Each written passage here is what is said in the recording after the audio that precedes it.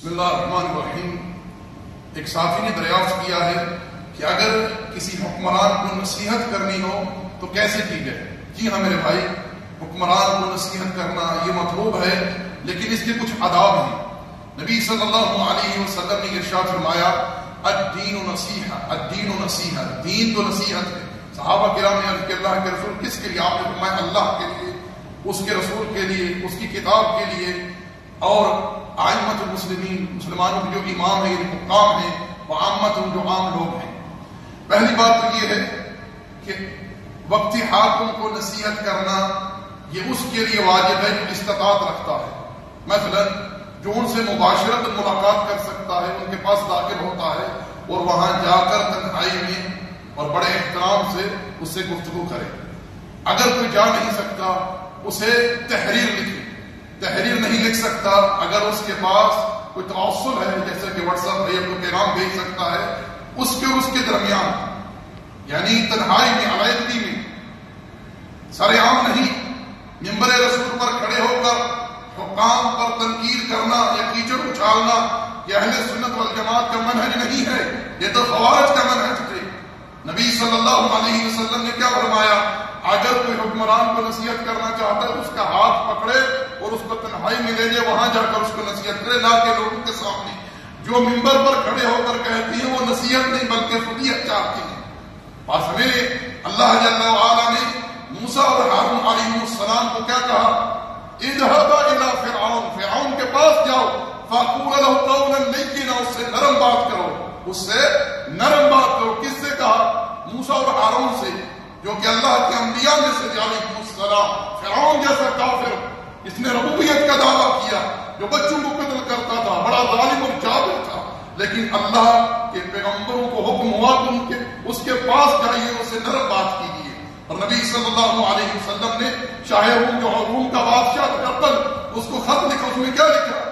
من محمد ابن عبداللہ الی عظیم الروم، الی عظیم الروم۔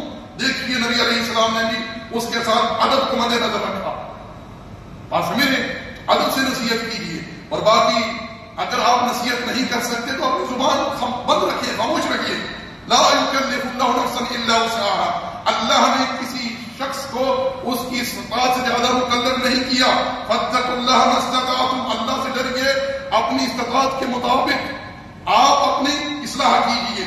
اکثر لوگ خود نماز نہیں پڑھتے، نہ روزہ رکھتے، دین سے دور ہیں، فسق اور فجور پر ہیں، اور حاکم کی ان کو فکر پڑی ہوئی ہے، گھر میں خواتین پہ پردہ گھوم رہی ہیں، اس چیز کی فکر نہیں ہے، لیکن حاکم کو نصیحت کرنے جا رہی ہیں۔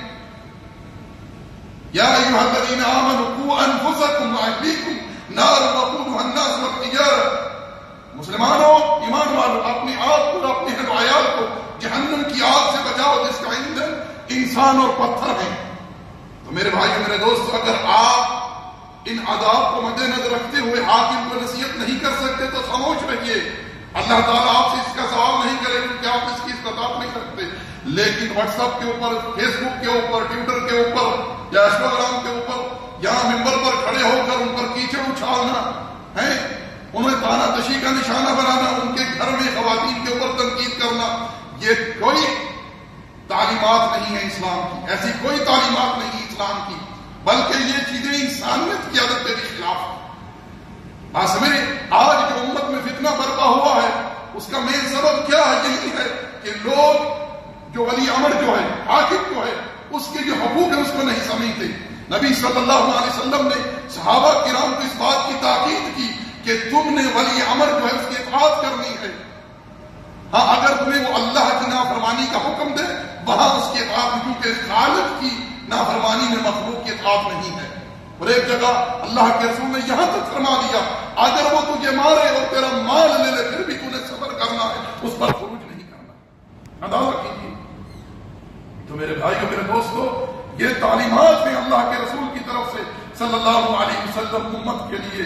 اس لیے اس بارے میں جلد بازی مت کیجیے، کیونکہ قیامت کے دن اس چیز کا جواب دہ ہونا ہے ہم سب لوگوں کو۔ اور اگر آپ کی کسی بات کی وجہ سے، آپ کے کسی میسج کی وجہ سے امت میں فتنہ برپا ہوا تو یہ سارا وبال آپ کے اوپر بھی آئے گا، یاد رکھیے گا۔ قابل نے حابل کو قتل کیا، جب تک انسانیت میں قتل ہو رہا ہے اس چیز کا گناہ باقاعدہ قابل کے اعمال میں درج کیا جا رہا ہے، یاد رکھیں۔ اس لیے امت میں ان فتنوں سے اجتناب کیجیے۔ اگر کسی شخص کو استطاعت نہیں ہے حاکم کو نصیحت کرنے کی تو اپنے آپ کو خاموش رکھے، بالکل دعا کریں۔ امام احمد بن حنبل، امام اہل سنہ کیا کہتے ہیں؟